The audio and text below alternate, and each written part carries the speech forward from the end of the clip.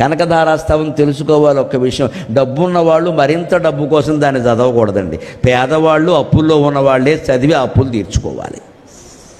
పేదవాళ్ళు అప్పులో ఉన్నవాళ్ళ కోసం. శంకరాచార్య ఎవరి కోసం చెప్పారు దాన్ని?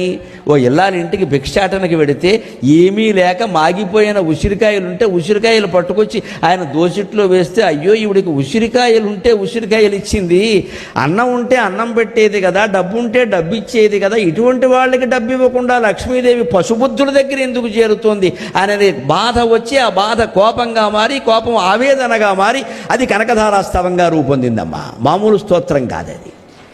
అంటే శంకరాచార్య ఏం చెబుతున్నారు? పేదవాళ్లకు ఉపయోగపడాలి ధనం, మన కోసం కాదు. మన 100 కోట్లు ఉన్నవాడు కూడా కనకధారాస్తవం చదివితే ఇంకా వస్తుంది. ఏం చేసుకుంటావయ్యా, ఉన్నదే బాత్రూంలో నీళ్ళ కింద పెట్టావు, ఇక్కడ నీళ్ళ కింద రాళ్ల కింద పెట్టావు, ఇంకా ఏం చేసుకుంటావు? అంటే ఎంతుంటే అంత మంచిది కదండి. ఇదే ఆలోచన ఇక్కడ. ఇది ఎంతుంటే అంతటా. డబ్బా, జ్ఞానం అక్కర్లేదు ఎవడికి.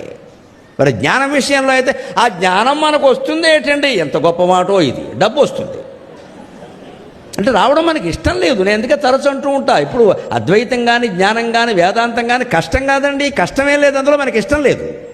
ఎందుకంటే వేదాంతం అర్థమైతే చాలా వదిలేసుకోవాలి, వదిలేసుకోవడం మనకి ఇష్టం లేదు కాబట్టి కన్వీనియంట్లీ ఎస్కేపింగ్. అయ్య బాబోయ్, అది మహానుభావుల కంటే దానికి ఎన్నో జన్మలు ఎత్తాలండి. ఇంకా వీడికి జన్మలు ఎత్తాలి. ఇక్కడ మనిషిగా పుట్టాడు సరిపోదు, కుక్కగా పుట్టాలి, పందిగా పుట్టాలి, యథవ జన్మలన్నీ ఎత్తాలి ఇక్కడ.